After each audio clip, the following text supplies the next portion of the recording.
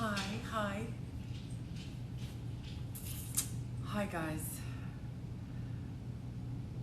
I wanted to just hop on for a minute because, um, hi. I wanted to hop on because I just finished a couple of sessions this morning, and discussing the same thing repeatedly with a few other clients has brought me to this very important topic of it's of vital importance because it has everything to do with our ascension and our growth, and it has everything to do with self-love and honoring our oneself. Okay, I feel like a lot of times, hi Sparkles, a lot of times, so so this is the thing. I've noticed that through heartache, through relationships that begin and end, and even regarding not even just love relationships, it could be in partnerships with work, in friendships, all sorts of anything that's connected with any other person is a relationship, right? So when we self-honor, so let's say you are in a relationship, in a romantic relationship, and your partner isn't in this instance honoring you in the sense whether you've noticed that they've been dishonest a few times, or not even, you don't even have to lie to someone to be dishonest. Omittance of truth is in itself also dishonesty, and then this truth is exposed, and you are now aware that this person has gone behind your back and has deceived you in a way that is hurtful and disrespectful, and essentially not fully honoring the relationship and essentially not respecting the connection that you two have. How do you then honor yourself in knowing they haven't honored you nor the connection? So in this instance, you have to think back as to what is best for me. How is this information now valid in our connection? Because what happens is when you self-honor, you're no longer putting up with that behavior, or you're no longer allowing that to continue. You're no longer, the hard boundaries will have to be set. And the more we practice self-honor and self-love, the more and more we will then ascend and elevate and raise our vibration. And we keep talking about raising our vibration, and what happens when we raise our vibration.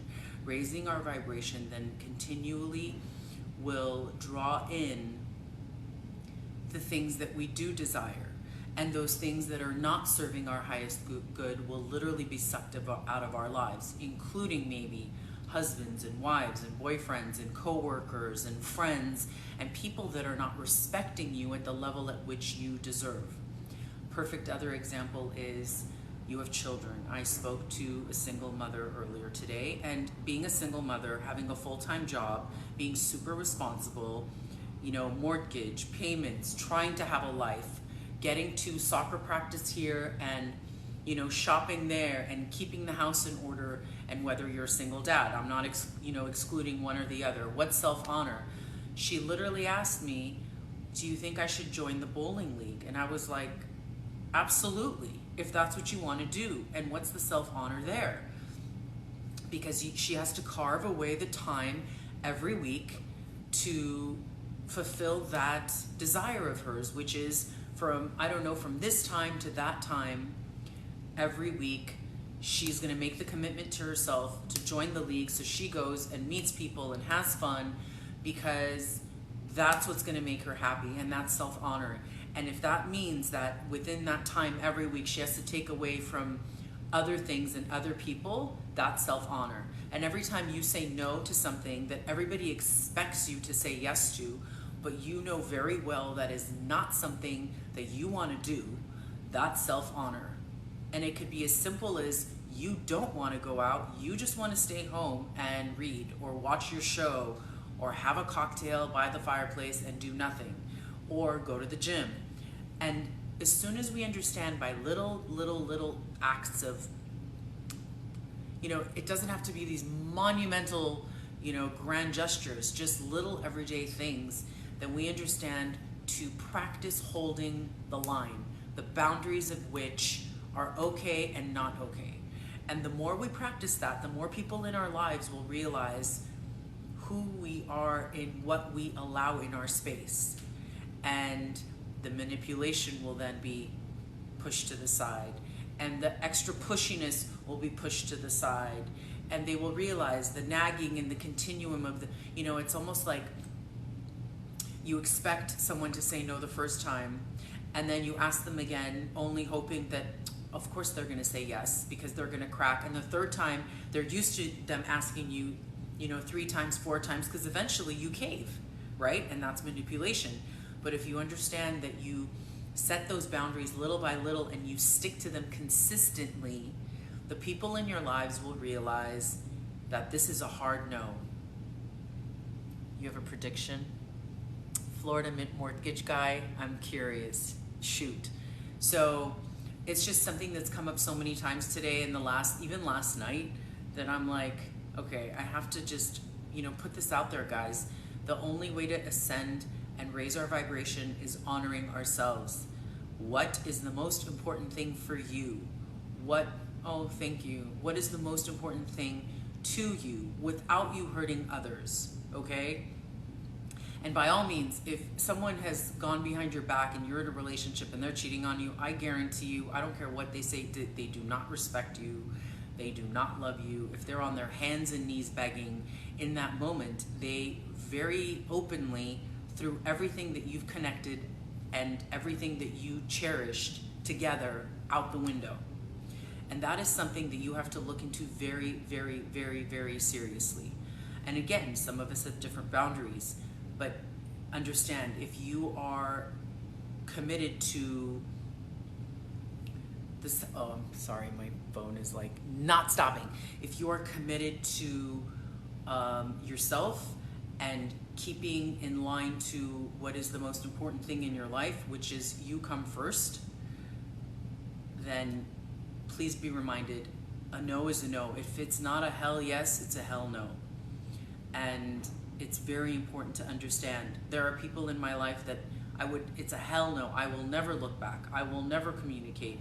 I will never be the one reaching out. And then there's people in my life, it's a hell yes. I love them and absolutely. And there's things in my life that 100% that I will be like, hell no, I'm not doing that again. And there's things in my life that I'll be like, hell yes. So understand, if it is resonating and it feels right, you do it. If it's not resonating, then shuffle and figure it out according. And the ones that don't want to deal with it, trust me, they'll get sucked out of your life so fast, you won't even know. It'll make your head spin. All right, if you guys have any questions, anyone have a question regarding this? Sorry. If you have a question, put it in the box. Otherwise, thank you. You look stunning. That's sweet. I'm gonna log off. I'm gonna see if there's anything. Dimples and Sunset. Sure, I'll pull a card. Can I have a card, please? She wants a card. Dimples and Sunsets. What does Dimples and Sunsets need to know?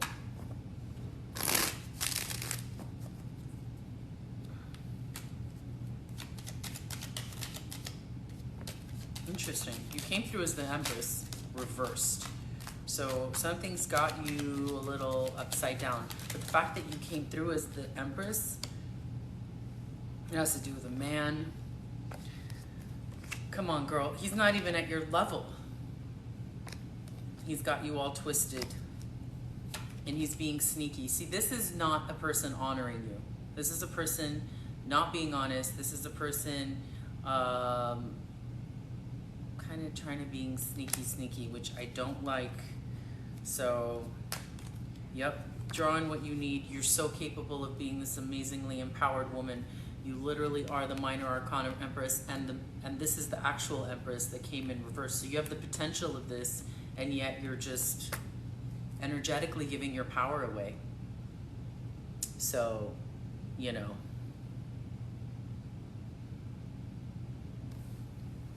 How many readings of tarot do you suggest?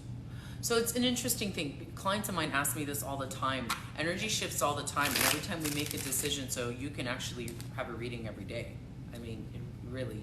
I would say just depends on the circumstances. Sometimes in life we don't need readings. You kind of know things are kind of in a steady thing. You're so welcome. Other times in your life, things are pertinent and there's so many moving parts that you need more readings. So if you feel like you need a reading, it's almost like seeing a therapist. I don't see the difference. I have clients of mine that regularly call me. I've had clients that within weeks have called me almost every day, and we've discussed things that have come up because very important things, or they've been in an emotional, havoc or business issues that are pending. And then there's times that they'll be like, oh my gosh, it's been 2-3 weeks or whatever. And then, we'll have another reading. So it's case per case. All right, I do one more. Misfits, need a reading, and what do I do to manifest? So I'll talk about, all these things about manifesting and letting go. I'm going to be discussing, I have my first Sacred Circle tonight. I will be posting more of those. I'm going to try to do one every week. I will be sharing all of that information in my Sacred Circle, okay? So you can always book it. It's, you can always DM me or email me for the next session. It will be up in my Beacon link soon. It's not up yet. Jennifer's working. Oh, you're so welcome. You are incredible. I don't know if I'm incredible, sweetheart. I'm just channeling the energy. Okay? Let's see. What does she need to do? Misfits 818. I'm going to pull a quick card for you. And then if you guys want details...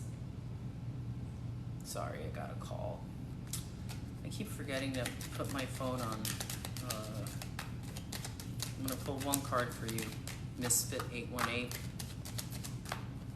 Interesting. High Priestess. You're actually connecting. And what I love is you are coming from a heart-centered place, okay? And you're aware of this. And once you are connected to a heart-centered place and you made the conscious decision to connect to your heart center, which is, that's how we work. We connect. I talk about this all the time, aligning your chakras. It's another thing we're doing in our Sacred Circle. We're aligning chakras, Reiki healing, we do tarot readings, and we share in a group of 6. So just so you guys know. But otherwise, if you want more information, you can always book a reading. You will then be connected to your higher self, and you're on the right track, girl. So I don't know what you're doing, but keep at it. And that's it. All right, sending you all love. I wanted to just hop on because I think it's super important to know. First and foremost, self-honor. Don't let anyone bully you into believing something. Don't allow anyone to manipulate. Don't allow anyone to manipulate you through guilt or just, I keep hearing gaslighting, whatever the terms are. It's really not important. Or pressure in the sense like, what do you mean? What do you mean? You've never done this before. Well, guess what? I'm doing it now. Oh, thank you. And in that now, in every moment, we all deserve love. We all deserve to be respected. We all deserve to be happy. Whatever has happened in our past is in our past. That is over here. That is done. Every day you have a chance of a new beginning, and every day you have a chance of living your life the way you choose, the way you want it to be. So we're not going to get to, glory days overnight, but I promise you, starting with self-honor and self-love every day and being conscious of it and putting yourself first and foremost. And I always say this, I'm a mother, but I can't be a good mother if I'm not a good person to myself. And then from there, everything else will come together. If I'm miserable, how can I be a good mother to my daughter, Sarah? It doesn't work that way. Fill your cups first, guys. Okay? Bye.